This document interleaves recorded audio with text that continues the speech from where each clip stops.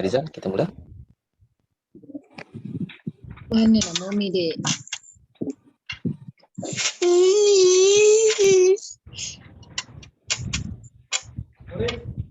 Oyen nama dia.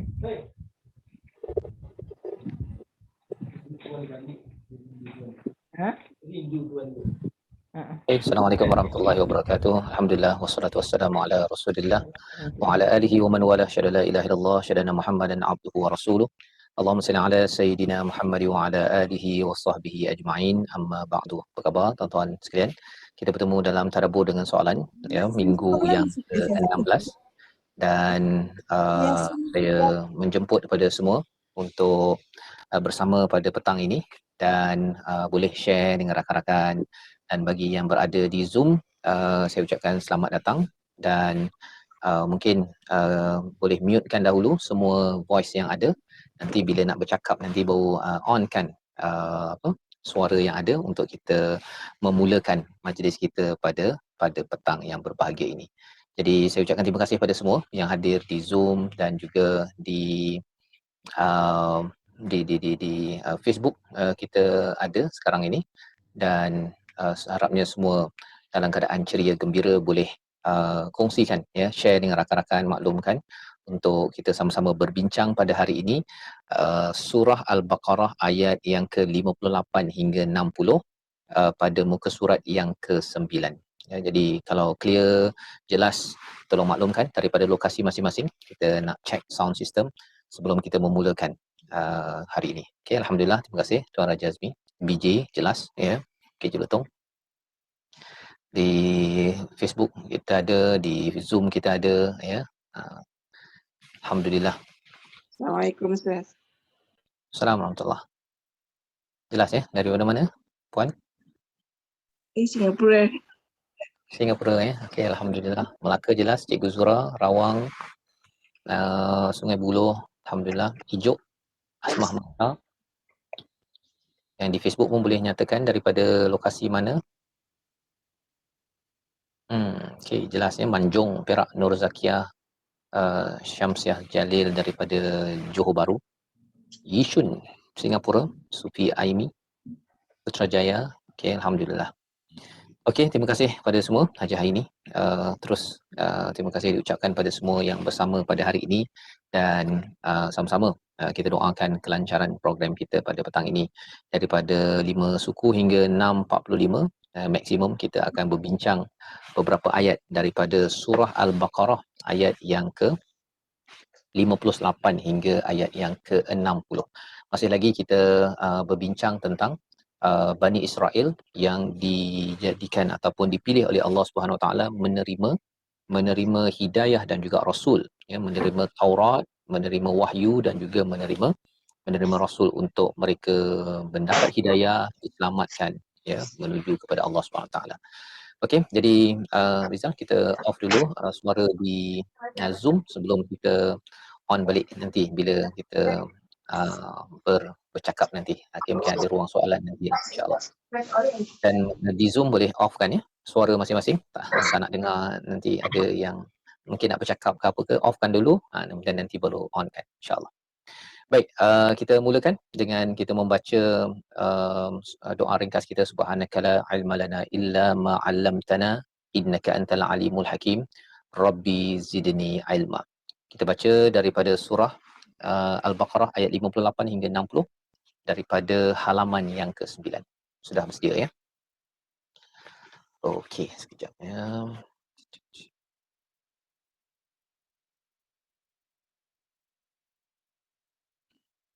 Okey. A'udzubillahi minasyaitonirrajim. Wa idh qulna adkhulu hadhil qaryah fakulu minha haitsu syi'tum ragada وادخلوا الباب سجدا وقولوا حطة نغفر لكم خطاياكم وادخلوا الباب سجدا وقولوا حطة نغفر لكم خطاياكم وسنزيد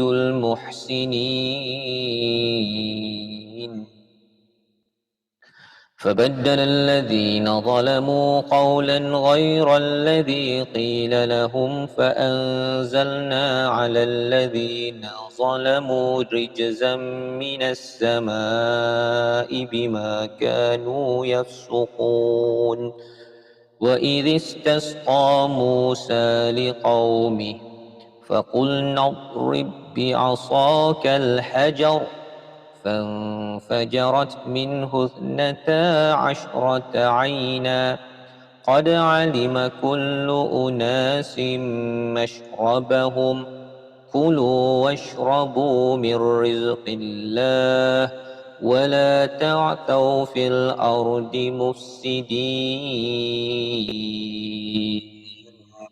صدق الله العظيم. Sadaqallahul Azim. Itulah bacaan daripada ayat yang ke-58 hingga 60 bagi tuan-tuan yang berada di mana jua, di Malaysia, di Singapura, mungkin ada, kalau ada di Indonesia ke ataupun di lokasi-lokasi lain. Saya harapkan semua sudah pun membaca surah Al-Baqarah ayat 58 hingga 60. Pada minggu lepas kita sudah pun melihat sedikit tentang bagaimana diingatkan kepada kita tentang 70 orang yang dipilih oleh Nabi Musa alaihissalam untuk bertemu Allah, untuk bertaubat, memohon taubat kepada kaum, wakil kepada kaum mereka yang menyembah kepada patung emas, ataupun berhala emas yang ditargetkan ataupun yang dicadangkan oleh As-Samiri. Itu yang kita lihat pada minggu lepas. Dan apa yang berlaku, mereka itu disambar peti, kerana mereka ini dia minta perkara nak melihat kepada Allah, maka disambar peti, mereka meninggal, tetapi lepas itu mereka dibangkitkan semula.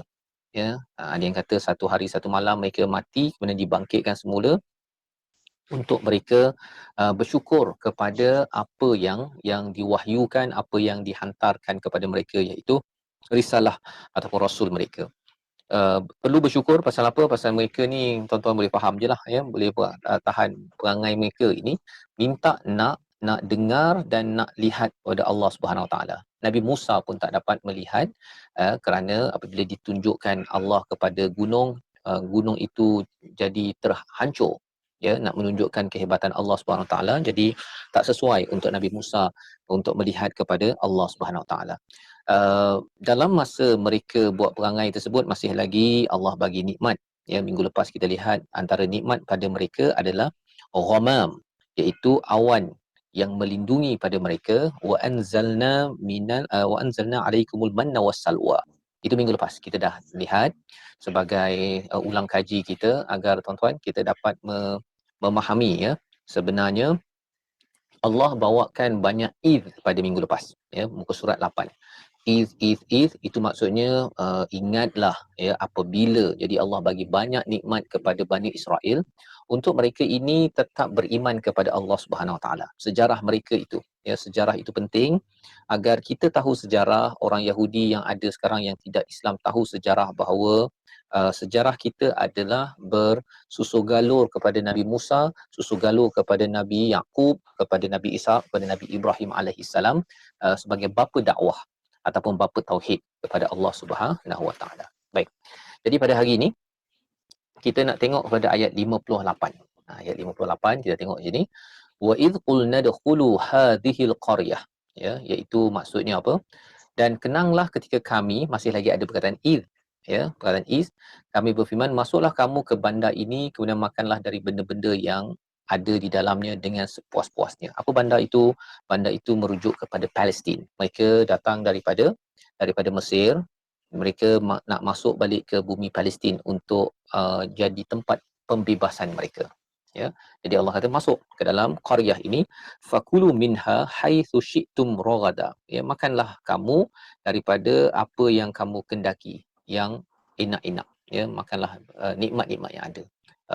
Gunakan rezeki yang ada yang diberikan. Tetapi syaratnya ketika nak masuk ke dalam bumi Palestin itu, Allah kata apa? Wadkhulu, wadkhulu, kita tengok kat sini, masuklah melalui pintu itu secara sujadan. Sujadan itu dengan merendah diri, dengan tunduk, wa qulu hittah, ya, sambil bercakap. Hittah ni maksudnya minta ampun, minta ampun daripada Allah Subhanahu Wa Taala. Maksudnya ini sebagai satu lambang kita ini kan begitu kan, kalau kita berjaya membuat sesuatu perkara, kita kena akhirkan dengan apa? Dengan tasbih, dengan tahmid dan juga istighfar, ya. Sebagaimana kalau dalam habis program hari ini, kita di hujung nanti digalakkan tasbih kafarah, subhanakallahumma bihamdika asyhadu an la ilaha illa anta astaghfiruka wa atubu ilaik. Itu standard, ya. Kita habis solat, assalamualaikum warahmatullahi, assalamualaikum warahmatullahi, kita istighfar, kita mohon ampun daripada Allah. Nabi Ibrahim bila dah siap mendirikan qawaid Kaabah pun berdoa apa? Rabbana taqabbal minna, ya Tuhan, terimalah amalanku. Penting perkara ini agar kita mendapat mindset, ya, bahawa sebenarnya bila kita dapat buat sesuatu, itu bukan kekuatan kita dan kita buat itu tidak sempurna. Kita berasa hamba, bukannya kita rasa bongkak dengan kita berjaya baca Quran, kita solat, kita membantu orang lain.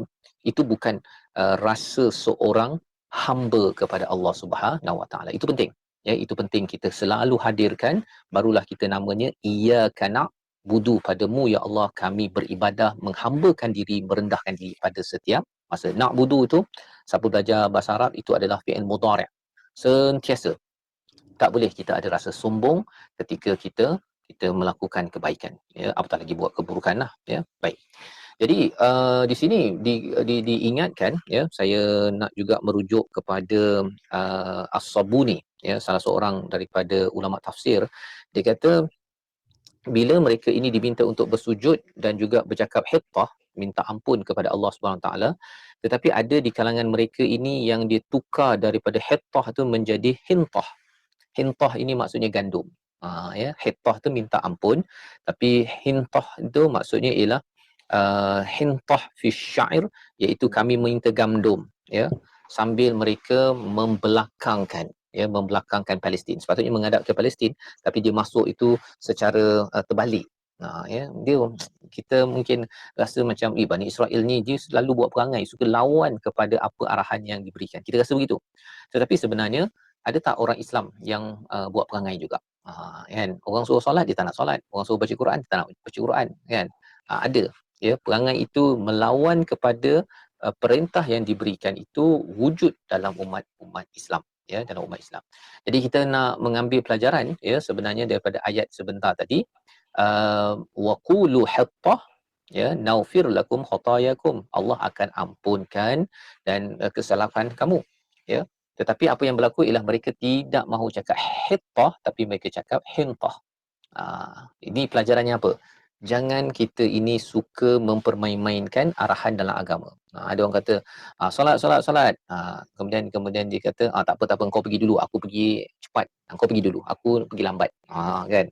Dia bermain-mainkan. Ya, ataupun baca Quran kau pahala kurang, aku pahala lebih. Dia buat lawak dengan agama, itu tidak dibenarkan. Pasal apa? Pasal bila kita mempermainkan agama, mempermainkan nilai yang ada, itu sebenarnya kita mempermainkan arahan daripada Allah Subhanahu Wa Taala. Ya, mungkin cikgu cakap, ya, mungkin ada ustaz cakap, tetapi hakikatnya mesej itu kalau dia ni ada dalam Quran ataupun daripada hadis Nabi, itu adalah daripada Allah dan juga Rasul. Baik. Jadi kalau katakan mereka ikut prosedur yang ada, ya, maksudnya masuk dengan dia makan apa yang diperlukan dan cakap hittah, kami mohon ampun, Allah kata wasanazidul muhsinin, kami akan tambah muhsinin, tambahkan untuk mereka ini kebaikan, ya, ditambahkan kepada mereka ini kebaikan. Tetapi mereka ini ya, muhsinin, kita tengok, ya, istilah muhsinin ini maksudnya apa? Orang yang selalu buat baik. Wasanazidul muhsinin, Allah akan tambah. Jadi sebabnya kalau orang itu dia ihsan, ya, ihsan ini adalah kita beribadah seperti nampak Allah ataupun Allah nampak kita. Itu ihsan. Dia buat hubungan dengan Allah yang terbaik, hubungan dengan manusia pun terbaik. Ihsan. Maka Allah cakap, kami akan tambah lagi. Kami akan tambah lagi apa yang mereka dapat. Mereka dapat masuk kebahagiaan, dapat makanan, ya, dapat keampunan, Allah akan tambah lagi. Tetapi kalau mereka degil, lawan kepada ihsan ini adalah mereka yang menzalimi. Ya, dia sebenarnya zalim lawannya adil. Ya, adil ini buat yang minimum, tapi on top of adil adalah ihsan. Ya, itu sebabnya dalam khutbah biasanya imam ataupun khatib di hujung tu dia akan cakap bahawa daripada surah An-Nahlu ataupun An-Namlu, bahawa innallaha ya'muru bil adl wal ihsan. Allah menyeru kita untuk bersifat adil dan ihsan.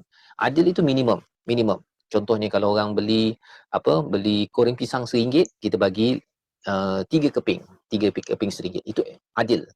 Tapi kalau ihsan ialah sepatutnya dapat 3 biji, tapi kita bagi dia 4 biji. Kita kata satu ini hadiah lah. Itu ihsan. Ataupun kita tak beritahu pun, kita bagi lebih. Itu namanya ihsan. Di rumah contohnya, ya, seorang suami dia bagi hadiah kepada si isteri. Ihsan. Sebenarnya adilnya ialah bagi nafkah aja. Bagi ada makan, ada tempat tinggal, dah cukup. Dah cukup dah. Itu lawan kepada kezaliman. Tetapi orang yang ihsan ialah dia bukan sekadar bagi nafkah makan yang cukup sahaja, tapi dia bagi hadiah. Kan adalah birthday celebration. Itu ihsan. Itu ihsan. Ya, sebagai seorang isteri bukanlah sekadar dia kata saya buat apa yang saya patut dia buat. Itu adil. Tapi ihsan ini dia gosok baju, dia bantu untuk hidangkan makanan, air kosong untuk si suami balik kerja ke, itu ihsan. Extra mile. Extra mile di dalam kehidupan.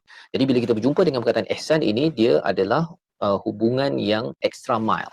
Yang bukan sekadar minimum. Kalau minimum itu apa yang patut saja, nama istilahnya adalah adil. Ya, ihsan ini yang lebih tinggi. Baik. Jadi di sini Allah menyatakan wasanazidul muhsinin. Wasanazidul muhsinin. Allah akan tambah lagi kepada orang yang apa? Bukannya adalah kepada orang yang adil, tetapi orang yang muhsin. Ya. Orang yang muhsin ini Allah tambah lagi. Kita bagi tadi kan goreng pisang tadi tu, pisang goreng ekstra satu, Allah tambah lagi. Ya. Kalau katakan si orang suami dia bagi hadiah kepada si isteri ataupun keluarga dia, Allah tambah lagi. Seorang isteri buat extra mile kepada suami ataupun anak dia, Allah tambah lagi. Jadi ini janji Allah Subhanahu Wa Taala. Dan bagi konteks orang Bani Israel ini, mereka ini muhsin kalau mereka buat apa yang tadi tu. Bila mereka dah selamat daripada Firaun, mereka nak masuk ke Palestin, mereka perlulah makan apa yang ada yang baik ini dan masuk secara merendah diri. Merendah diri. Bukannya bongkar. Bukannya melawan pada perkataan Allah Subhanahu Wa Taala. Pasal umat beriman bila masuk sesebuah negara, ya, dia tidak seperti penjajah British ataupun Portugis. Dia masuk itu dalam keadaan yang bongkak. Dia masuk dalam keadaan yang sombong. Tetapi umat Islam, Nabi Muhammad pergi ke Mekah, Fathu Mekah itu masuknya tanpa menumpahkan darah, ya, dengan penuh adab, menghargai. Tak ada pula dia pergi rosakkan sana sini, kecuali benda yang syirik kepada Allah. Seperti di Safa Marwah itu ada berhala, yang itu dihancurkan. Tapi dia tak kacau rumah orang, tak kacau apa. Kalau katakan di Madinah itu ada biara ataupun church, gereja, tak dimusnahkan. Islam tidak memusnahkan rumah ibadat. Tidak, ya. Jadi itu yang kita tengok tentang wasanazidul muhsinin, extra mile. Tuan-tuan bekerja buat extra mile. Boleh adil. Pukul 5, masuk pukul 8, keluar pukul 5. Kan? Tak ada kerja, tak payah buat. Tapi kalau extra mile, kita tak ada kerja pun kita cari kerja kerana kita masih lagi ada office hour, itu namanya wasanazidul muhsinin. Okey. Jadi ini adalah ayat yang ke-58. Ya, setakat ini saya harapkan semua dah jelas. Surah apa? Ini sekarang kita bincang surah Al-Baqarah. Kita masih surah Baqarah lagi, ya. Jadi silakan kalau ada feedback awal daripada tuan-tuan di Zoom, ya. Di Zoom kita sekarang ni ada berapa orang, ya? Kita tengok sikit. Di StreamYard kita total kita ada 164. Kalau di ini ada 90. Okey, so kita ada 250 orang, sekitar 260 orang ni. Mungkin ada lagi nak join, boleh share, ya. Tuan-tuan boleh share, maklumkan kepada rakan-rakan tentang program ini. Dan program ini sudah masuk pada minggu yang ke-16, ya, minggu ke-16. Jadi harapnya semua dapat manfaat sedikit daripada ayat yang 58. Okey. Okey. Jadi kita buka kalau ada sebarang persoalan ke di Facebook ataupun di Zoom. Di Zoom ada soalan? Tak ada ya? Okey. Kalau tak ada jelas penerangan itu, kita dah dapat dah pelajarannya. Pelajarannya ialah kalau kita nak dapat lebih lagi daripada Allah SWT, jadilah muhsinin. Ya. Muhsinin ini adalah orang yang makan makanan yang elok-elok, ya, dan kemudian dia selalu uh, hattah ini maksudnya ialah istighfar. Dia selalu minta ampun pada Allah. Maka dua perkara itu, ya. Iaitu dia menguruskan kehidupannya dengan baik dan dia masuk ke satu tempat itu dengan rasa rendah diri dan memohon ampun kepada Allah SWT, maka itu digelar sebagai muhsinin. Ada yang tanya bagaimana praktik ihsan dalam setiap perjuangan. Musafir dunia bertanya ya. Bagaimana praktik ihsan? Ihsan kita dah lihat dalam hadis Nabi sallallahu alaihi wasallam berkaitan dengan Islam, iman dan ihsan. Kemudian bertanya tentang as-saah. Ini dalam hadis Jibril. Kalau hadis 40 tu ada hadis tersebut. Di Islam apa kita tahu ada 5 rukun, iman tu ada 6 rukun. Ihsan ini seperti kita nampak Allah ataupun Allah nampak kita. Itu istilah dalam hadis. Tapi bila kita tengok kepada dalam Al-Quran, ya, nampak Allah ataupun Allah nampak kita itu dijelmakan dengan orang yang boleh berinteraksi dengan manusia dengan cara yang terbaik. Nabi Yusuf contohnya, dia digelar muhsin kerana beliau adalah orang yang bila dipulaukan, dibuat macam-macam oleh adik-beradik dia tetap juga balas dengan ihsan. Itu dengan baik, dengan husn, ya. Apa lagi orang yang ihsan? Dalam ayat ini dinyatakan orang yang beristighfar, orang yang makan makanan yang bagus, ya, dan merendah diri, itu adalah orang yang ihsan. Jadi kalau saya buat study sikit, ihsan ini berapa kali di dalam Al-Quran. Kalau hasanah itu sendiri pun dah berulang sebanyak 194 kali. 194 kali. Dan kalau nak bercakap tentang ihsan, saya cuba semak sikit. Ihsan ni banyak di dalam Al-Quran, ya. Paling kurang 6 kali berulang dalam bentuk ihsan, ya. Tapi ihsana, muhsinin, muhsinin ni ada 33 kali. Itu nombor tu saya beritahu saja untuk memaklumkan bahawa konsep ihsan ini berterabur di dalam Al-Quran untuk kita ambil sedikit. Kita buat yang kita dapat hari ini, istighfar dan juga merendah diri, kita buat perkara itu.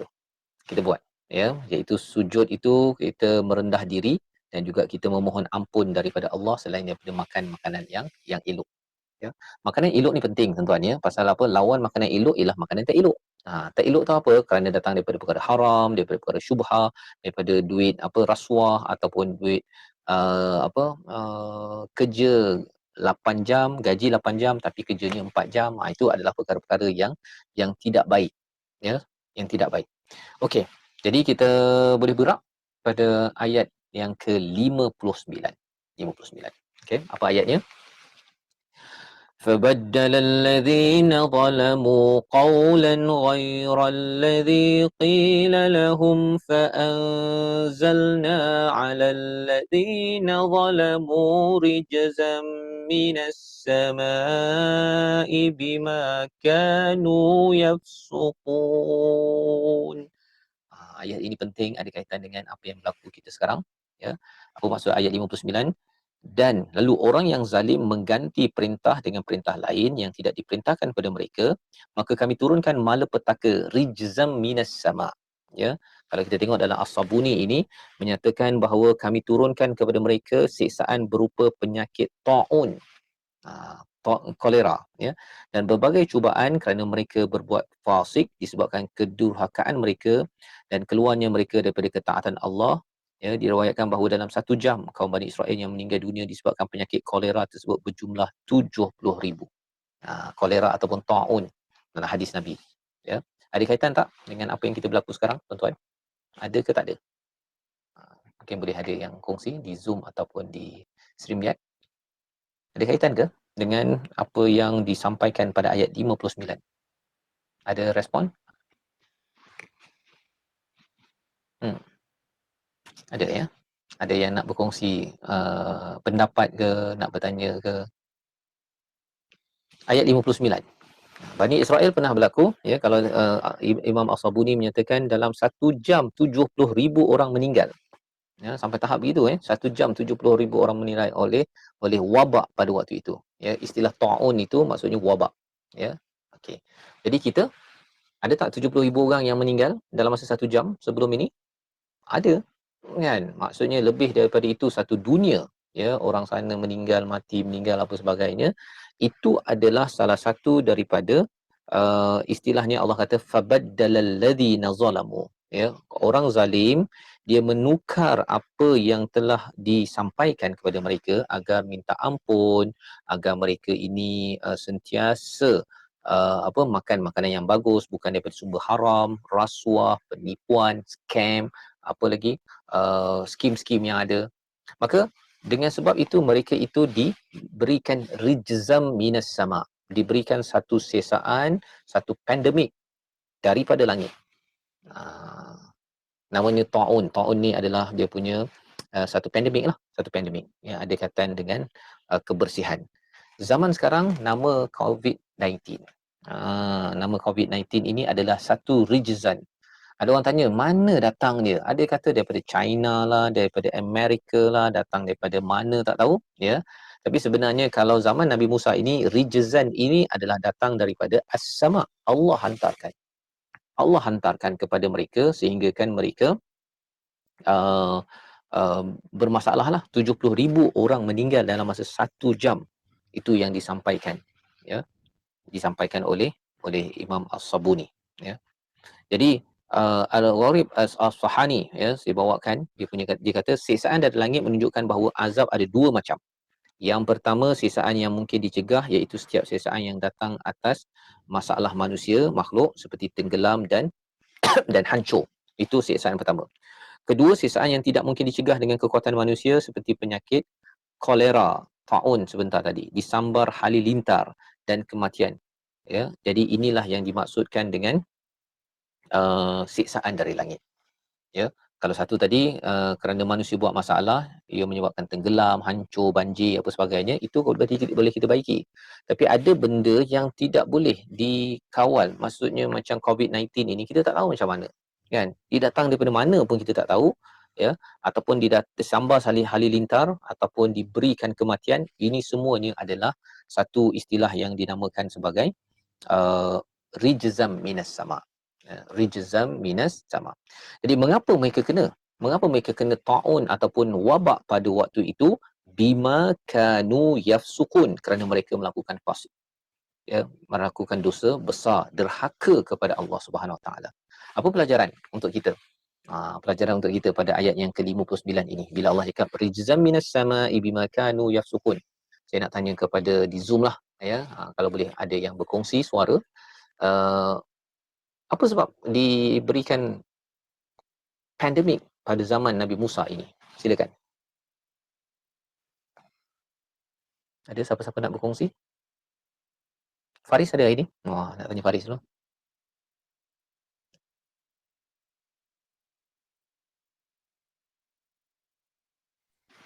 Ustaz, saya rasa sebab banyak kemungkaran yang dilakukan, dia tak ikut apa yang Nabi cakap. Sama dengan kita sekarang ni. Sama. Kan? Sama je, exactly the same. Jadi ini bukan sekadar kita cakap tentang Bani Israel, Allah tegur Bani Israel, tapi sebenarnya tegur kepada umat Nabi Muhammad sallallahu alaihi wasallam yang akan membaca terus-menerus ayat-ayat berkaitan dengan kisah Nabi Musa. Ya, istilah yafsukun itu kefasikan, ya. Mengapa fasik itu dijelaskan di situ? Maksud fasik ini adalah orang yang derhaka, degil kepada Allah Subhanahu Wa Taala. Jadi kita ada fasik, ada kufur. Kufur itu ialah dia keluar daripada agama Islam ataupun kufur dari segi ibadah, ya. Tapi fasik ini dia selalu melakukan dosa besar dan dia rasakan bahawa saya tak payah bertaubat kot. Ya, saya tak payah bertaubat. Jadi ini dia punya peringatan daripada Allah Subhanahu Wa Taala.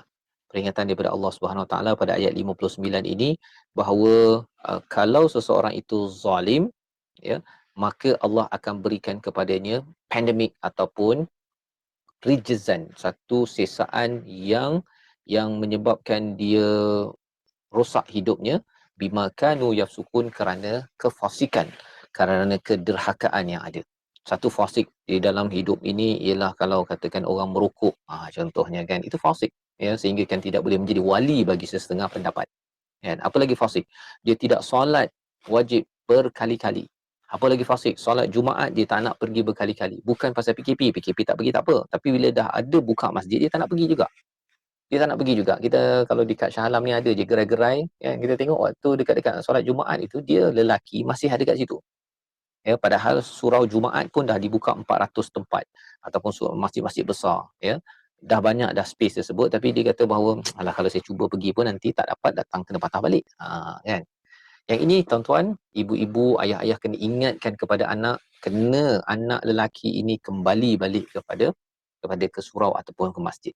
Kan. Kalau tak semua pun sedikit demi sedikit, tapi ini adalah untuk memastikan apa? Bahawa kita tidak menjadi orang yang fasik. Siapa lagi yang fasik? Tidak membayar zakat, yang dia terus tak nak puasa, dia rasa bahawa haji tidak wajib bagi dia, contohnya, ya, saya tak perlu baca Al-Quran untuk beramal dengannya. Ini adalah golongan fasik, dan Allah cakap bahawa orang ini akan ditimpa oleh rijzam minas sama, ya, ditimpa. Dan bila dicakap tentang alladzina zalamu, ini dia mendapat rijzam minas sama, orang-orang zalim itu ramai. Orang-orang zalim itu ramai, dia bukan seorang dua orang, bukan pemimpin sahaja, menteri, tak. Dia sebenarnya ramai orang sudah menerima perkara tersebut. Ya, dia tidak tegur lagi antara satu sama lain.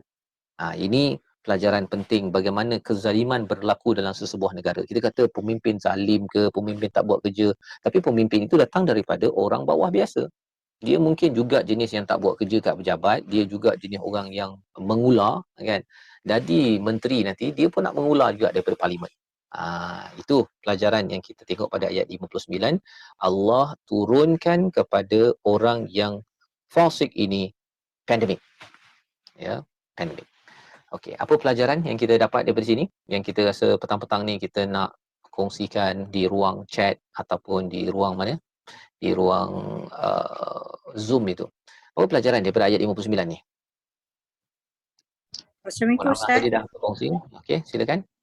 Ustaz, kalau kita ikutkan daripada yang orang kata sekarang ni akhir zaman kan, kita kadang-kadang kita tak percaya kekuasaan Allah tu kan. Yang daripada dulu kita selalu kata tak nampak pun tak nampak kan. Tapi semenjak akhir-akhir ni mungkin Allah pun dah kata, tadi Ustaz kata macam marah pada umat dia yang orang kata dahaka pada dia. Jadi sekarang dia kata dia tunjukkan kekuasaan dia benar-benar pada manusia, yang dia lebih berkuasa daripada kita semua manusia. Terima kasih Ustaz. Baik, terima kasih. Ya. Itu respon yang bagus, kita dapat melihat kehebatan Allah Subhanahu Wa Taala. Ya. Kita dapat melihat kepada kehebatan Allah Subhanahu Wa Taala. Ya. Jadi itu sebabnya bila kita bercakap tentang dapat melihat kebesaran Allah Subhanahu Wa Taala ini penting, ya, dalam kehidupan kita seharian yang dikongsikan sebentar tadi. Kalau kita tak nampak kebesaran Allah, kita akan lihat bahawa apa yang berlaku sekarang ini adalah fenomena alam, kan, ataupun kita tuduh China ke Amerika ke yang mengeluarkan COVID-19, kan. Dia dari segi akidah pun kita dah tak betul dah. Mengapa akidah tak betul? Pasal kita kata bahawa yang memberi mudarat adalah manusia. Ini bukan cakap tentang satu dua orang meninggal, tuan-tuan, ya. Ini bercakap tentang berpuluh ribu, beratus ribu orang yang meninggal di seluruh dunia, ya, yang meninggal. Dan bila cakap tentang meninggal ini, dia bukannya virus itu boleh tiba-tiba je orang China ke orang US yang pergi sebar-sebarkan. Bukan semudah itu, kan. Pasal badan kita ni Allah jaga. Allah jaga walaupun kita ni tidak bersujud kepada Allah. Kalau ada yang tak bersujud pada Allah, badan ini bersujud pada Allah Subhanahu Wa Taala. Apatah lagi kalau kita sujud. Of course lah, dia lagi sujud mengikut peraturan Allah Subhanahu Wa Taala. Jadi di online kita ada Puan Rahimah kata, buatlah apa yang disuruh dan jauhkan apa yang dilarang, insya-Allah selamat. Itu namanya tidak zalim. Tidak zalim. Itu namanya adil, ya. Tetapi Allah puji pada ayat 58 itu bukan sekadar adil, tetapi sampai tahap muhsin. Orang yang buat ihsan, buat terbaik dalam hidup kita. Puan Nur Intan Abdul Razak kata muhasabahnya bila Allah turunkan peringatan semua akan terkena. Jadi kemungkaran mestilah ditangani bersama. Okey, itu yang saya highlightkan di atas skrin itu. Nak ceritanya ialah kezaliman ini pada zaman Nabi Musa tegur. Ya, ada orang beriman yang tegur. Tapi bila mereka, nanti kita akan sampai kepada kisah hari Sabtu, bila orang baik tak nak tegur. Orang baik tak nak tegur. Dia kata, aku tak apa, aku kisah, aku duduk je lah. Tidur. Kan? Dia tak kisah. Ada orang tak kisah. Ada orang yang kisah, ada orang yang berbuat jenayah menangkap ikan pada waktu hari Sabtu. Jadi ada 3 kumpulan. Satu yang buat masalah, jenayah. Satu lagi yang tak kisah. Satu lagi yang kisah. Orang yang kisah ini Allah selamatkan. Allah selamatkan. Orang yang tak kisah ini juga Allah azab mereka kerana mereka ini menyokong tidak berbuat amar makruf. Ya. Puan Rohanah tulis, tindakan kena tambahkan usaha menyampaikan risalah amar makruf nahi mungkar untuk elakkan kefasikan, kerosakan dan kezaliman daripada berleluasa. Okey, betul ya. Itulah dia punya point yang kita nampak tadi pada ayat 59 ya. Jadi ini adalah daripada surah Al-Baqarah muka surat yang ke-9. Setakat ini ada sebarang persoalan ke daripada tuan-tuan, boleh kita ajukan sebelum saya bergerak kepada ayat yang ke-60. Panjang sikit tapi itu menarik untuk kita bincangkan. Assalamualaikum Ustaz. Waalaikumsalam. Pasal ayat 59 tu, bila Allah sebut yang Allah turunkan azab tu disebabkan kefasikan kan. Jadi jadi kita macam boleh kita nampak lah bahawa bila kefasikan tu boleh luasa, maka itu petanda bahawa azab akan turun. Dan sebenarnya memang itu satu turning point lah juga, sebab setengah orang dia ada berubah disebabkan azab tu dan ada setengah orang dia tak berubah, maksudnya dia masih lagi jauh. Jadi itulah macam ni kita nak tahu bahawa kita telah tersedar, maksudnya setelah azab tu datang kita berubah menjadi lebih baik, bukannya kita makin jauh kepada Allah. Okey. Itu satu soalan yang baik. Macam mana kita, Allah bagi kita rijzan minas sama, kita ini menjadi orang yang bertaubat, bukan orang yang makin jauh. Pasal rijzan itu Allah bagi satu pandemik itu kerana memang confirm bima kanu yafsukun, mereka itu sentiasa fasik ya. Mereka itu sentiasa fasik dalam kehidupan mereka. Bukan dia sekadar buat satu dosa, buat dua dosa, tapi dia contohnya lah ya. Kalau bercakap tadi tentang orang yang rasuah contohnya, ada masalah dalam berekonomi, dia tak tegur. Ya, dia tak tegur. Dia terus dia jalan, tak apalah kita ambil je lah sumber negara ini daripada Arab contohnya. Kan? Tak apa, yang penting kita dapat duit. Jadi dia tak tegur perkara tersebut dan dia tak cakap bahawa benda itu salah. Dia rasa macam nak buat macam mana? Kita duduk dalam masyarakat non-muslim contohnya. Bersama non-muslim. Tapi kita kena ingat bahawa apa? Nabi di Madinah itu, Nabi latih, Nabi didik apa sebagainya, sampai satu masa adalah Arak itu dipecahkan ruyungnya ya, sebagai satu pengorbanan yang besar yang perlu kita usahakan. Dia taklah berlaku overnight, hari ni tegur besok jadi kan.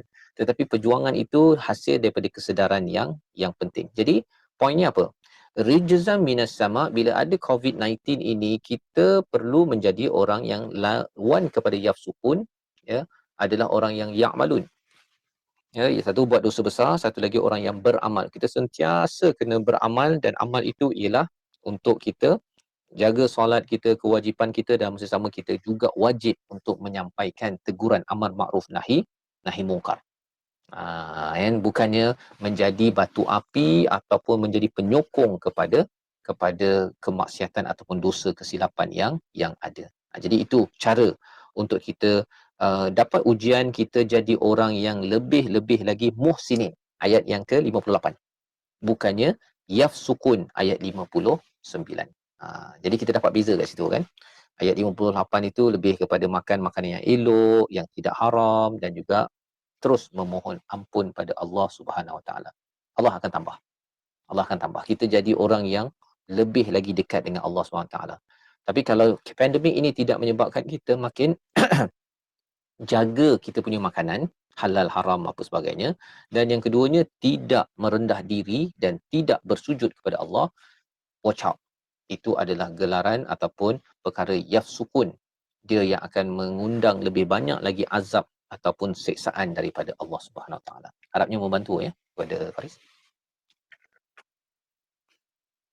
Fasik di dalam Al-Quran ada 54 kali. 54 kali. Saya tunjukkan sikit dia punya senarai dia. Tu nampak kan? Di atas skrin tu. Sekejap saya besarkan sikit. Tu. Surah Al-Kahfi ayat 50, surah Yunus ayat 33 tengok ya. Kadzalika haqqat kalimatu rabbika 'alal ladzina fasaqu annahum la yu'minun. Orang fasik ini adalah orang yang buat dosa kerana mereka ini tidak beriman. Tidak bina iman mereka. Mereka baca Quran tak nak. Orang baca Quran insya-Allah tak faham, akhirnya faham, kemudian dia akan mendapat barakah untuk beriman dan akhirnya menjadi orang yang tidak fasik. Ya, solat juga menyebabkan kita tidak jadi fasik, pasal tak boleh kita nak tipu, nak buat dosa ya. Hebat pun pukul 6 pagi buat dosa, dah solat subuh buat dosa sampai pukul 1 je. Dia tak akan buat dosa dan sambung lagi. Kerana apa? Kerana dalam solat itu sudah ada mekanisme untuk istighfar. Rabbi firli warhamni wajburni warfa'ni warzuqni wahdini wa'afini wa'fu anni. Okey. Baik. Ada lagi 1-2 soalan sebelum kita bergerak kepada ayat 60 insya-Allah. Saya cek dulu di StreamYard ada tak.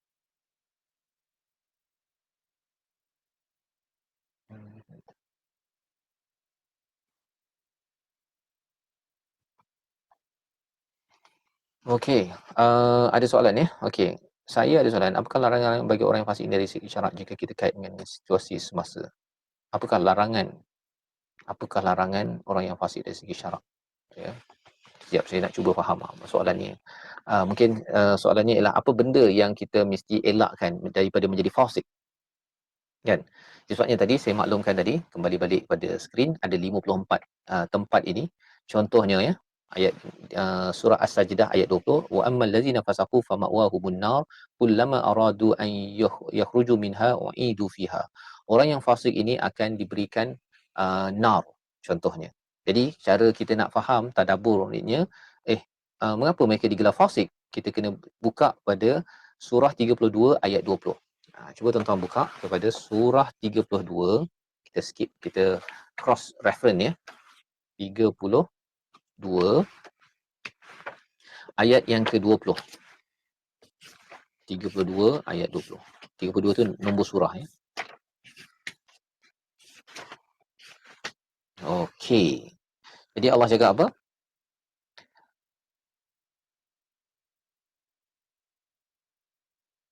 Ayat 20 ya, ayat 20.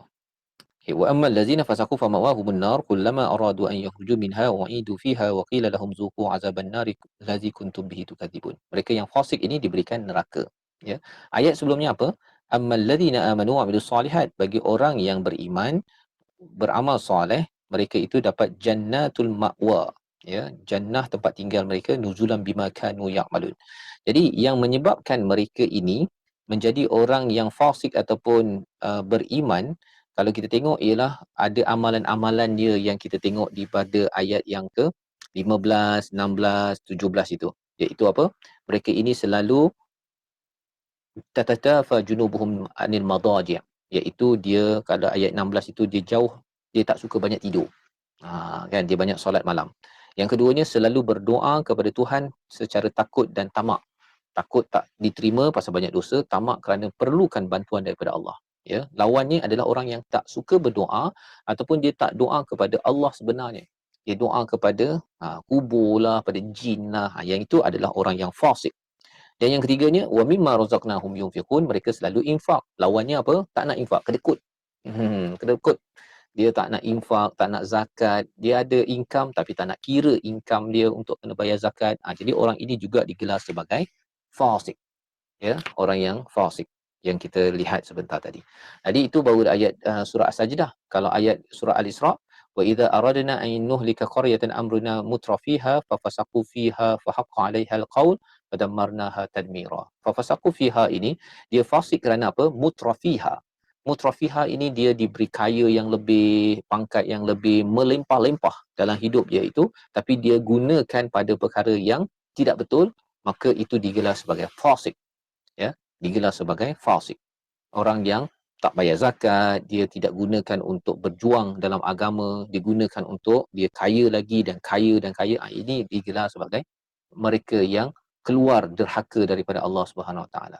Jadi ada 54 tempat, ya. Ini kita gunakan web readverse.com kalau tuan-tuan nak cuba guna. Haji 54 itu dia akan menjawab pada soalan sebentar tadi, apa benda perkara yang kita kena elakkan daripada kita buat agar tidak digelar sebagai fasik. Baik. Oh, ada yang kata kecil sangat, tak nampak ya. Kalau tak nampak, saya bagikan link readverse.com ni. Sekejap ya. readverse.com ni saya bagi link. Tuan-tuan boleh carilah ya. Assalamualaikum Ustaz, boleh tanya tak? Okey, sila. Okay, macam ni, orang tu jauh daripada Allah, tak solat, tu tak membaca Quran.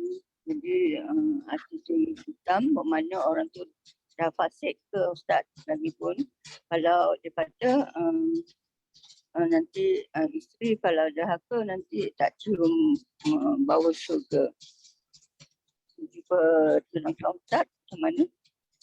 Baik, orang ni tak tahu solat, orang ni tak tahu baca Quran, adakah digelar sebagai fasik? Kan? Fasik ini sebenarnya maksudnya kalau ada biji dalam satu buah tu ada biji ni terkeluar. Kan? Maksudnya ialah dia derhaka, tidak mahu mematuhi kepada perintah daripada Allah Subhanahu Wa Taala. Jadi bila kita cakap tadi dia tak tahu, satu ialah kita sebagai, kalau kita lah yang tak tahu, kita kena cari tahu. Kena cari ilmu. Itu sebabnya orang yang tidak pergi majlis ilmu, ya, dia tak tahu, dan kemudian daripada tak tahu itu dia jahil boleh membawa pada fasik. Jahil boleh membawa pada fasik, iaitu derhaka. Ya, benda yang kita tak tahu, kita akan derhaka, kita akan ikut cakap.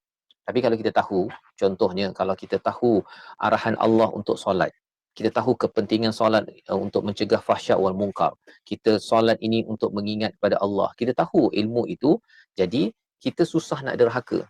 Walaupun ada juga orang dah tahu pun dia derhaka juga, tetapi bila dia dah tahu tu dia akan fikir, apa salah aku nak derhaka? Buat apa aku derhaka pada Allah? Mengapa aku tak nak bersujud? Semua makhluk di bumi ini sudah bersujud kepada Allah bila dia baca Quran. Dia tengok ada semua makhluk dah bersujud. Kalau aku ni tak sujud, memang aku ni memang degil betul. Ya. Dan kalau itu dibuat secara continuous, dia tak kisah perkara tersebut. Orang ingatkan ke tak ingatkan, dia tak kisah, maka dia boleh membawa kepada derhaka kepada Allah. Bahasa Arabnya ialah fasik. Dan orang yang fasik ini yang kita tengok tadi, iaitu orang yang menyebabkan rijzan minas sama. Endemik daripada langit. Mengena. Ya, pasal ramai sangat orang yang berbuat. Dia ialah, kalau kita tengok kan, berapa orang yang baca Quran ataupun yang faham Quran. Baca satu, faham satu lagi. Beramal. Macam mana nak beramal kalau tak faham? Kan begitu kan? Jadi bila Allah bagi pandemik sekarang, Allah sebenarnya nak suruh kita kembali balik kepada Al-Quran. Kan kita nampak yang berlaku kan, kalau tidak ada je orang yang masa cuti PKP dia main internet apa sebagainya, tapi tuan-tuan ya di program ini semua adalah anugerah dari Allah. Okey, terima kasih Ustaz. Baik. Okey.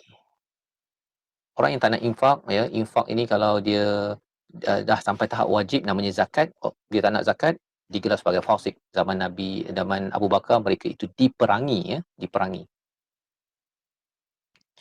Okey. Baik, kita pergi kepada ayat yang terakhir, ayat yang ke-60. Auzubillahi minasyaitonirrajim. Okey, saya tukar skrin sekejap. Okey. Wa idhistasqa Musa liqaumihi faqulna idrib bi'asakal hajar. وإذ استسقى موسى لقومه فقلنا اضرب بعصاك الحجر فانفجرت منه اثنتا عشرة عينا قد علم كل أناس مشربهم كلوا واشربوا من رزق الله ولا تعثوا في الأرض مفسدين. Maksudnya ialah ketika Nabi Musa memohon supaya diberi air untuk kaumnya, ya, bila mereka ini tak masuk ke Palestin, mereka ini berlegar, ya, di satu kawasan, ya, mereka ini minta kepada Nabi Musa untuk berdoa pada Allah mintakan rezeki, maka kami berfirman, Allah berfirman, pukullah batu itu dengan tongkatmu. Tadi dah pukul untuk Laut Merah, kali ini pukul lagi, dan ia memancarkan 12 mata air. 12. Ya, 12 mata air ini sesungguhnya tiap-tiap satu puak di antara mereka, pasal ramai kan, kita tahu kan yang kita pernah bincang sebelum ni, daripada Mesir pergi ke Palestin itu sekitar 600,000 orang. Katakanlah 500,000 orang. Ramai itu, bukan 5 orang, bukan 5,000 orang. 500,000 orang menurut Hamka, ya. Jadi kalau mereka ni ada berapa ratus ribu itu, mereka ni ada 12 kumpulan puak, dan mereka tahu dekat mana nak cari air pipe, kan, dia punya tempat nak cari airnya. Dan kami berfirman, makan minum kamu dari rezeki ini, jangan kamu merebakkan bencana kerosakan di muka bumi, ya. Salah satu bencananya ialah dengan melakukan syirik, ya, melakukan dosa. Pasal apa? Pasal dosa menghalang kita daripada rezeki daripada Allah SWT. Allah dah beri rezeki, Allah dah bercakap kan tadi, fam fajarat, ataupun istilahnya apa, kulu washrabu min rizqillah. Kita tengok perkataan bahasa Arabnya. Kulu washrabu min rizqillah. Allah bercakap kulu washrabu, dah habis. Dalam ayat lain Allah ada cakap kulu washrabu. Tapi di sini Allah cakap kulu washrabu min rizqillah, daripada makanan yang diberikan pada mereka, dan jangan melampau, jangan membuat kerosakan, ya, di atas muka bumi dengan tidak amanah, ambil sumber itu melampau, potong kiu, buat perkara-perkara yang tak sepatutnya, ya. Jadi ini adalah ayat yang ke-60 untuk apa? Untuk apa? Masih lagi istilahnya wa idhistasqa. Idhi ini kita nak kena ingat balik Nabi Musa cakap, ya, kepada kaumnya untuk ataupun memohon Nabi Musa untuk minta air, maka Nabi Musa ketuk dia punya tongkat kepada satu hajar, satu batu, ya. Okey, baik. Jadi pelajaran untuk kita apa? Pelajaran untuk kita satu ialah kita, kalau katakan kita tak ada rezeki, kita boleh mohon pertolongan daripada Allah Subhanahu Wa Taala, kan? Boleh minta direct. Tetapi dalam masa yang sama ialah orang soleh pada waktu ini namanya Nabi Musa, dia bermohon dan Allah pun memberikan kepada mereka. Okey. Itu satu pelajaran. Apa lagi pelajaran yang kita boleh ambil? Kan? Siapa yang ada di online? Makan dan minumlah kamu dari rezeki yang diberikan. Okey, itu satu pelajaran. Apa pelajaran yang kita boleh ambil daripada ayat yang ke-60 ni? Petang-petang ni nak ambil pelajaran sikit. Saya persilakan siapa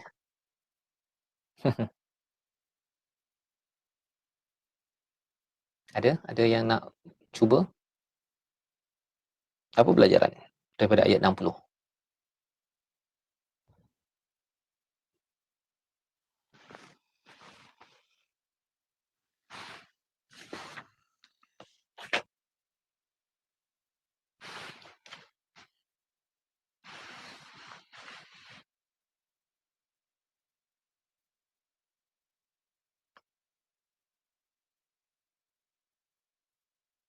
Ada yang nak cuba? Okey, ada yang tulis pukullah tongkat itu pada batu hingga memancarkan mata air. Bersyukur atas nikmat yang pernah diberikan kepada oleh Allah. Mohon ampun daripada Allah untuk rezeki. Teruskan. Teruskan. Okey. Semuanya dengan izin Allah yang berlaku rezeki. Okey. Jadi sebenarnya tadi kita dah bincang ayat 59 itu bercakap tentang Allah turunkan rijzan ini kerana seseorang itu buat dosa. Ya. Rijzan ini adalah pandemik ataupun penyakit Allah bagi kerana seorang itu buat dosa. Tetapi kalau seseorang itu bertaubat, Allah boleh bagi balik kepada orang ini rezeki, ya. Itu sebabnya bila dalam ayat yang ke-60 ini, walaupun mereka buat perangai apa sebagainya, tapi ada di kalangan mereka bertaubat, maka mereka kata tak ada air, wahai Nabi Musa, tolong. Maka Nabi Musa berdoa, Nabi Musa berdoa. Of course lah, orang soleh berdoa ini lebih dimakbulkan. Jadi mereka ini masih lagi menghargai orang beriman. Itu yang kita nak belajar, ambil satu pelajaran di sini. Kan kalau tidak apa dia kisah, dia tak ada air, dia tak ada cakap pada Nabi Musa, tapi dia masih lagi menghargai kepada orang beriman, orang yang baik dalam masyarakat mereka. Ini ciri yang baik. Ciri yang baik yang boleh kita ambil untuk amalan kita. Ya. Selain daripada kita bermohon pada Allah, kita juga minta kepada orang-orang lain, ya, untuk bermohon pada Allah, kerana kita tak tahu siapakah yang lebih soleh, yang amalnya, doanya diterima oleh Allah Subhanahu Wa Taala. Okey. Jadi Nabi Musa, salah satu daripada mukjizatnya bi'asakal hajar, ya, dengan dia punya tongkatnya, maka terpecah dan akhirnya fanfajarat min hutnata asyrata aina, terpancar 12 mata air. Ya, terpancar 12 mata air. Pelajarannya apa? 12 mata air ini adalah rezeki. Tongkat adalah mukjizat. Dengan mukjizat kita akan dapat banyak rezeki. Ya, kat situ kita boleh belajar, kan? Jadi dengan wahyu yang kita ada, kita tidak ada tongkat, kita ada wahyu Al-Quran. Tuan-tuan merasakan apa? Adakah kita makin dimudahkan, diluaskan rezeki, dibaiki sesuatu negara, dijauhkan daripada pandemik, ataupun sebenarnya tidak ada kaitan? Kan? Ada kaitan ke tak ada kaitan? Bila seseorang itu bersama mukjizat, Allah akan mudahkan ke susahkan? Jawapannya ialah apa? Mudahkan. Mudahkan, kan?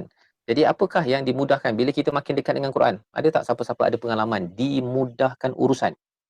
Boleh tak kongsikan cerita sikit dekat ruang komen tersebut ke, dekat ruang komen dekat Facebook? Apa yang dimudahkan oleh tuan-tuan bila tuan-tuan makin dekat dengan Al-Quran? Ada tak? Ke sama je hidup? Ada tak? Mereka Saya nak dimudahkan. kongsi, Ustaz. Assalamualaikum. Salam. Saya first time masuk hari ni, Ustaz. Nama saya Puan Zaida. Okay. Pengalaman saya bukan rezeki lah maksudnya, tapi saya sebelum ni sihat. Lepas tu tiba-tiba saya sakit yang maksudnya operation yang major lah, masuk skru kat belakang badan saya semua. Dari situ kan doktor ada cakap dekat saya hanya boleh berjalan selepas tahun. Tapi saya yakin dengan mukjizat Allah, saya baca Quran hari-hari, sebulan saya dah boleh jalan, Ustaz. Saya yakin yang maksudnya Tuhan tu akan beri kalau kita meminta darinya lah. Saya memang jadi macam satu keajaiban kat saya lah. Sejak hari tu saya tak tinggal Quran lah. Sebab sebelum ni saya jarang lah nak baca Quran pun. Maksudnya sibuk dengan aktiviti dunia kan. Tapi sekarang alhamdulillah sejak saya sakit tu, sejak saya dah boleh jalan, saya tak tinggal lah. Quran tu dah mukjizat saya dapat. Saya rasalah insya-Allah.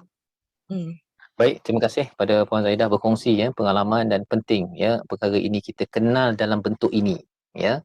Ada orang yang dia tak kenal bahawa rijzan ini satu pandemik yang besar yang kita lalui satu dunia, ya.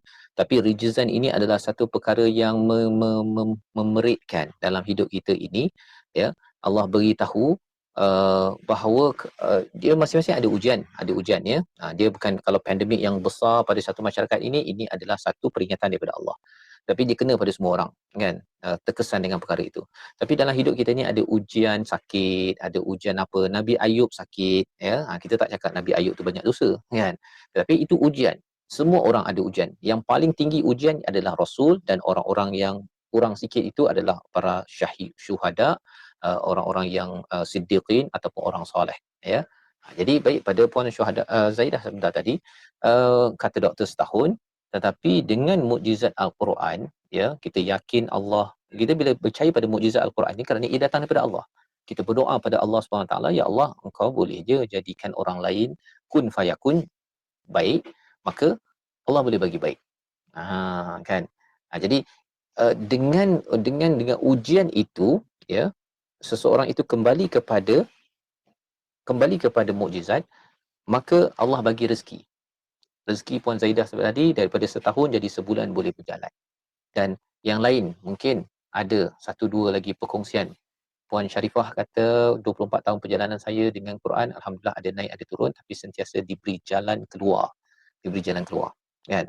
Jalan keluar. Pasal kita tahu bahawa dengan Quran ini dia akan memberi hidayah. Dia masalah tetap ada tuan-tuan ni. Jangan pula kita kata baca Quran lepas ni hidup saya jadi kaya terus saja, tak ada masalah. Itu bukan konsepnya. Pasal apa? Kalau kita rasa bahawa kita ini jadi kaya baru Allah muliakan, itu konsep yang dipegang oleh Firaun.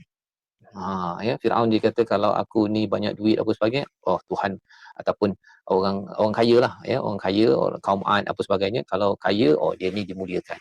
Kalau duitnya tak berapa banyak dalam wallet, dia kata alah Allah ni ahanan, Allah menghina saya. Itu bukan konsep dalam Al-Quran. Bukan ya. Kita sakit tak semestinya dihina, kita sihat tak semestinya dimuliakan. Ya, tetapi kalau kita gunakan nikmat yang ada itu adalah untuk mendekatkan diri pada Allah. Ada orang sakit dekat dengan Allah, Nabi Ayub. Ada orang sihat tetapi dia jauh dari Allah, Firaun. Kan? Jadi kalau kita sihat tapi makin dekat dengan Allah, ahlan wa sahlan, itulah yang dibuat oleh para nabi. Dia gunakan kekuatannya untuk berjuang, untuk berkongsi kebaikan, buat baik dengan orang lain, bawakan nikmat paling besar, rezeki paling besar apa? Apakah rezeki paling besar? Al-Quran.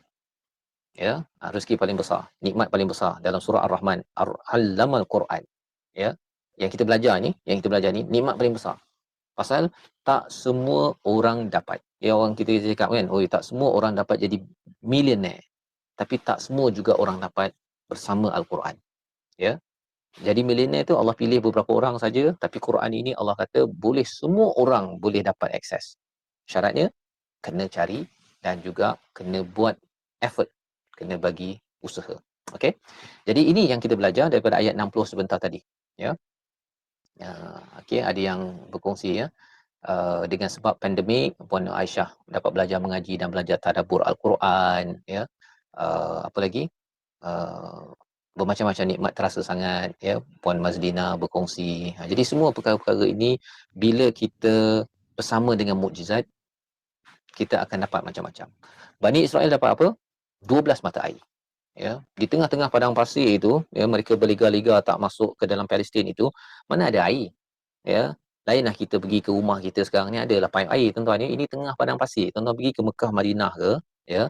Kalau ke Palestin tu, ke kawasan Tih ini, padang pasir, kan? Mana ada air? Tapi air penting. Air penting.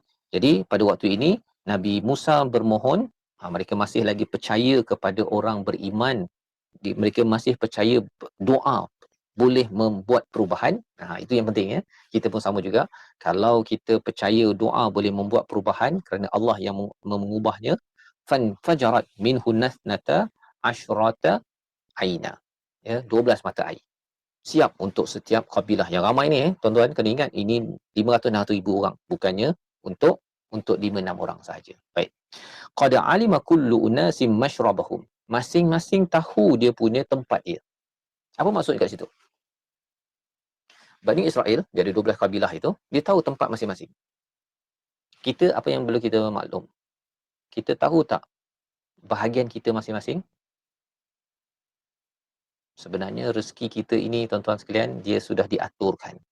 Ini untuk orang ini untuk orang ini untuk orang ini untuk orang ini. Yang begitu kan? Kita tak tahulah dekat mana kan? Tapi kita yakin rezeki telah ditentukan tempat dan bilangan dan masanya. So, apa yang kita kena buat? Allah ingatkan pada Bani Israel, kulu washrabu min rizqillah. Makan dan minumlah rezeki Allah ini. Guna elok-elok. Itu point dia. Kan? Guna elok-elok, jangan kita wala ta'thaw fil ardi mufsidin, jangan kamu berkeliaran ini, kamu membuat kerosakan. Pasal kerosakanlah yang menyebabkan kamu ini menjadi orang yang zalim, dan orang yang zalim ayat 59 tadi, kamu dapat ta'un. Dapat azab daripada Allah Subhanahu Wa Taala. Jadi kawan-kawan mereka dah pergi dah, meninggal 70,000 orang dalam masa 1 jam, itu yang dinyatakan oleh As-Sabuni sebentar tadi. Jadi mereka kena ambil pelajaran. Gunakan rezeki yang ada, tapi jangan menyebarkan kerosakan. Jangan merebakkan kerosakan. Okey, baik. Jadi itu sedikit daripada perkongsian hari ini. Jadi mungkin saya persilakan tuan-tuan untuk berkongsi apakah pelajaran 1-2 di atas online tu, saya off kejap video saya pasal saya nak kena reset. Okey. Saya kena reset dan kemudian saya kembali semula dalam masa 2-3 minit insya-Allah.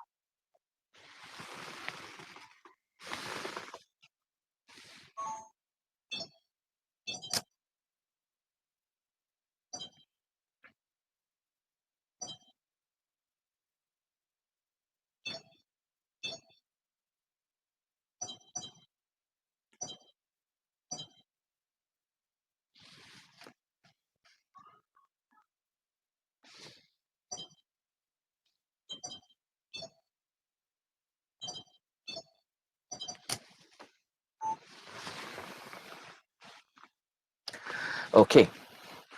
Jadi alhamdulillah saya ucapkan alhamdulillah syukur kepada Allah SWT, semuanya sudah pun berkongsi sedikit. Banyak pelajaran kita dapat pada hari ini ya, daripada 1, 2, 3 ayat yang ada.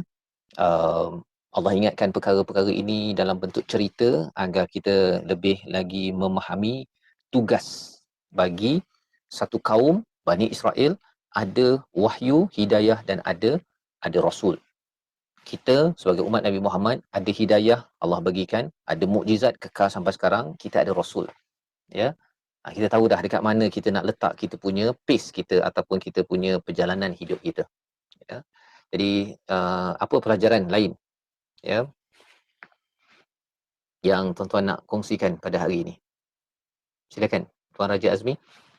Silakan, hari ini ada masa lebih sikit untuk berkongsi apa reflection daripada 3 ayat yang kita bincangkan pada hari ini. Ustaz, hari ini isteri saya pula nak berkongsi. Silakan. Assalamualaikum TF. Hari ini Raja Azmi hantar proxy ya. TR hantar proxy.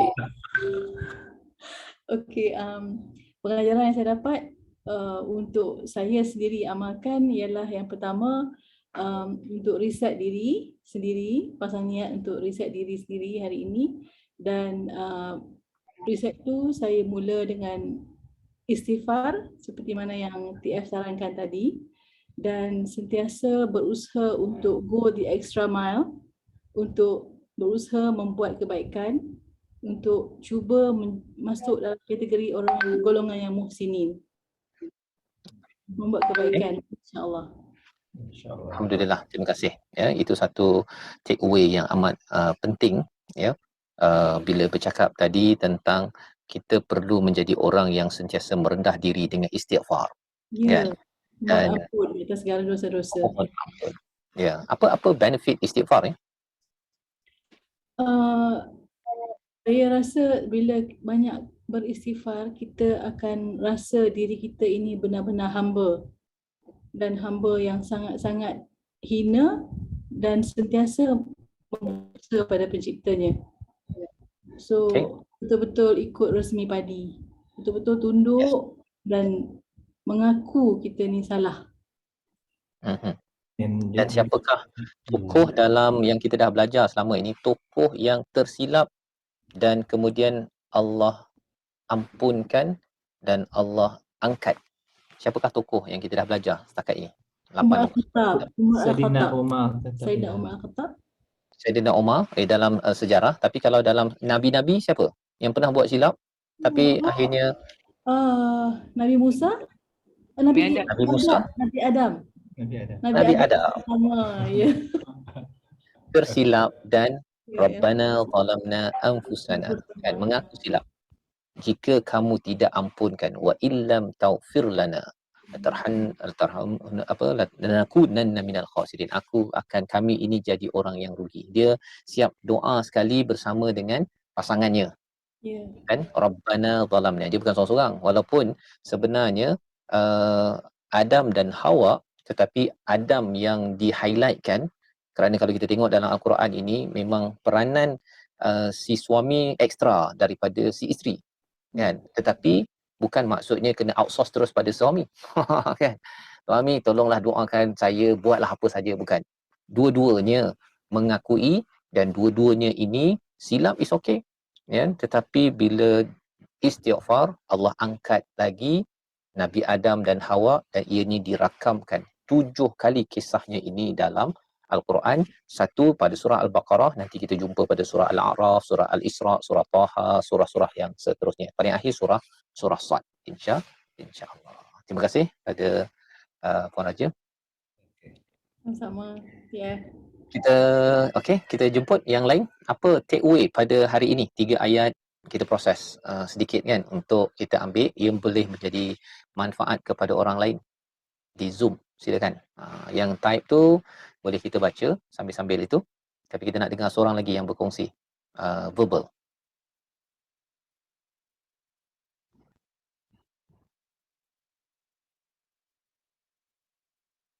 Ada volunteer ataupun kita assign je. Tuan Raja Azmi boleh pilih nama orang. Tadi dah hantar proxy. Anti nak share tak Anti? Nanti Raja. Nanti ya? Okey. Dah dia suami isteri itu dia pun kenakan kita bersama. Okey Ustaz, saya punya soalan adalah Ustaz banyak menyebut tentang fasik, derhaka dan sebagainya. Apakah perbezaan antara fasik dan munafik? Apa beza di antara fasik dan juga munafik ya? Fasaqah tadi ialah kita ada biji dalam satu buah, kita keluarkan. Kita ada satu kebenaran, kita keluarkan daripada diri kita, ya, menyebabkan kita tidak lagi ikut kebenaran. Itu fasik. Kita tahu bahawa solat itu penting, kan, perlu dibuat. Tapi kalau kita keluarkan kebenaran itu, kita tak nak buat. Kalau kita tahu bahawa baca Quran ni penting, faham tu penting, ini kepercayaan daripada Allah, tapi bila kita keluarkan kepentingan itu namanya fasik. Orang yang selalu mengeluarkan kebenaran, biji benih yang ada dalam dirinya keluar.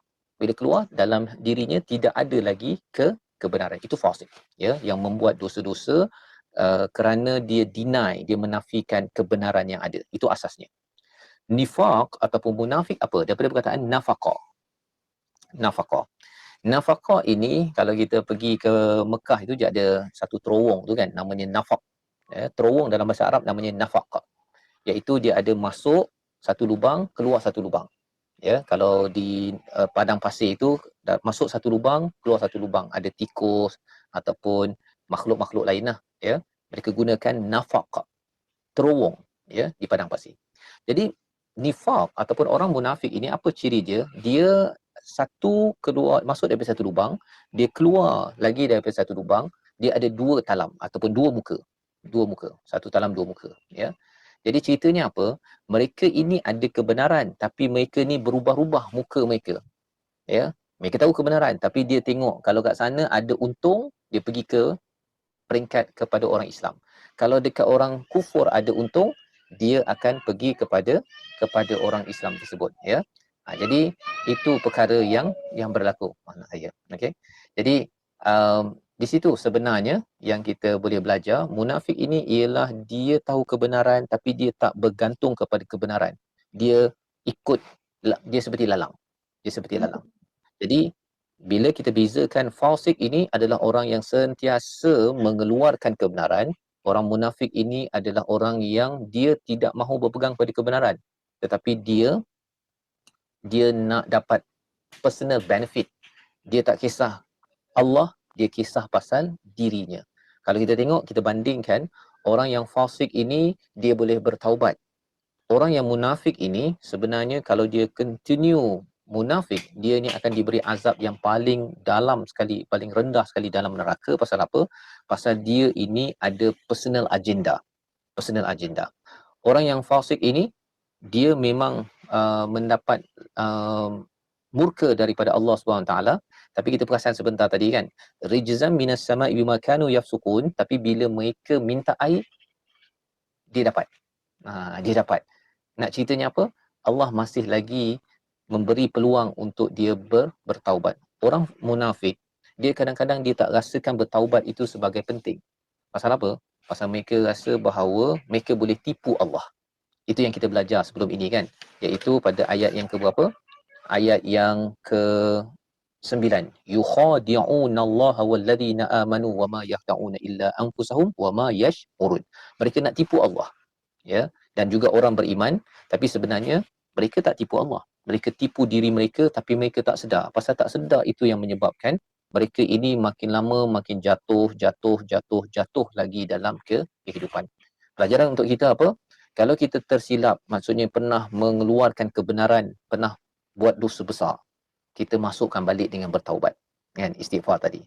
Tetapi kalau jadi orang yang munafik, yang itu kita kena betul-betul belajar Al-Quran ini, hati kita itu selalu kena di reset. Tadi ya, kena reset balik semula agar kita jangan jadi orang yang penyakit itu makin lama makin cancer stage 4, stage 5, akhirnya jadi orang yang tidak lagi kisah kepada kebenaran. Ya, Allahu a'lam.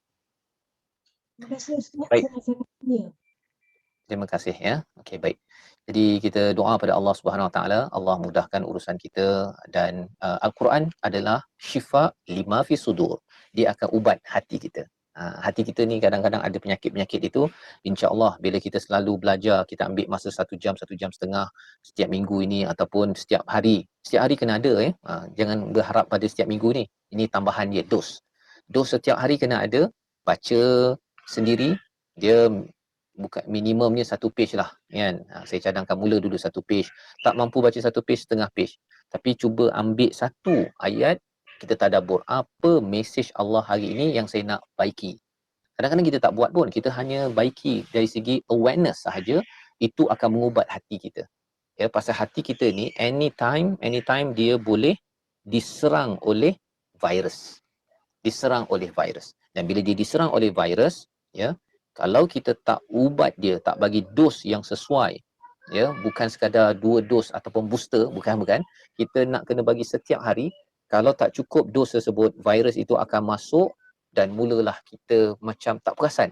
Saya ni dah sakit, rupanya cancer stage 4, ya, kita doakan jangan jadi begitu.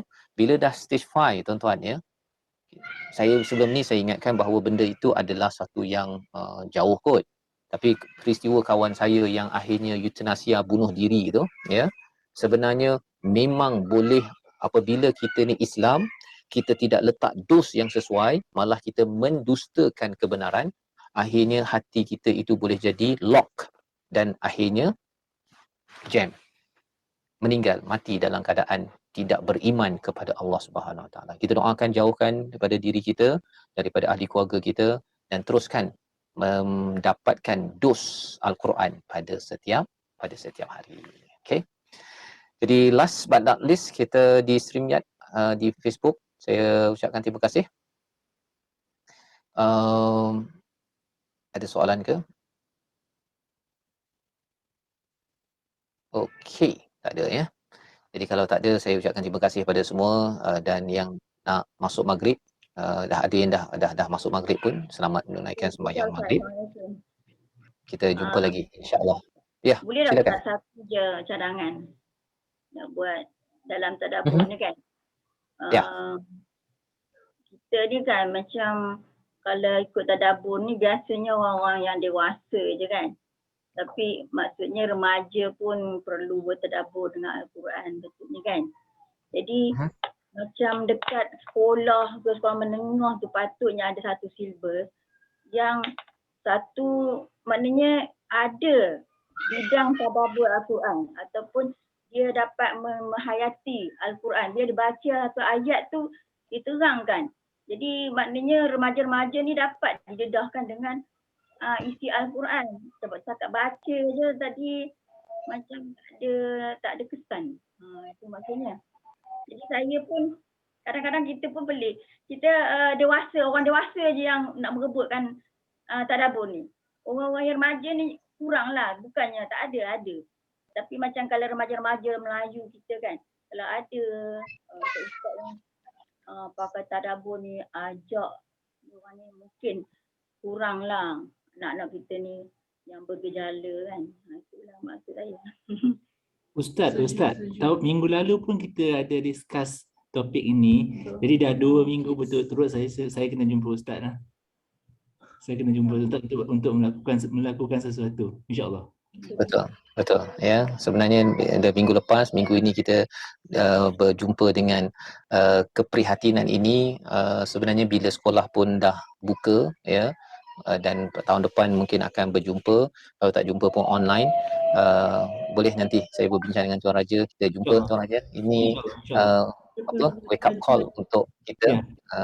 Saya rasa ramai yang akan boleh mendoakan dan membantu, tapi kita kena rancang sistemnya agar betul tadi, maksudnya tadabbur ini bukan sekadar untuk umur 50, 60, 70. Tapi sebenarnya kalau mengapa Bani Israel itu dia berpusing-pusing 40 tahun sebelum masuk Palestin. Ya, pasal apa? Pasal ada di kalangan mereka tak settle lagi. 40 tahun itu adalah satu generasi.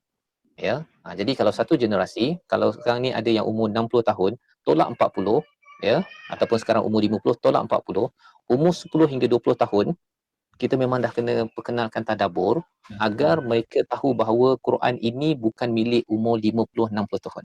Kan? Umur 10 15 tahun dia dapat Quran, maka dia jadilah seperti siapa? Sahabat-sahabat Saidina Ali, ya.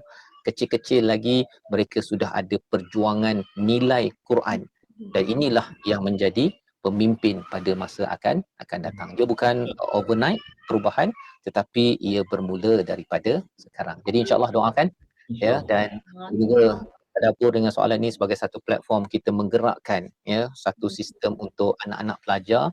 Kita mula dengan control group dulu, 1-2 kumpulan, kemudian harapnya ianya tersebar insya-Allah. InsyaAllah. Terima kasih Ustaz. Pada semua, kita berjumpa lagi pada siri akan datang pada minggu depan insya-Allah. Qauli hadza wa astaghfirullah wa lakum. Assalamualaikum warahmatullahi wabarakatuh. Waalaikumsalam. Terima kasih Ustaz. Assalamualaikum. Terima kasih Ustaz. Terima kasih Ustaz. kasih Ustaz. Terima kasih Ustaz. Jumpa lagi.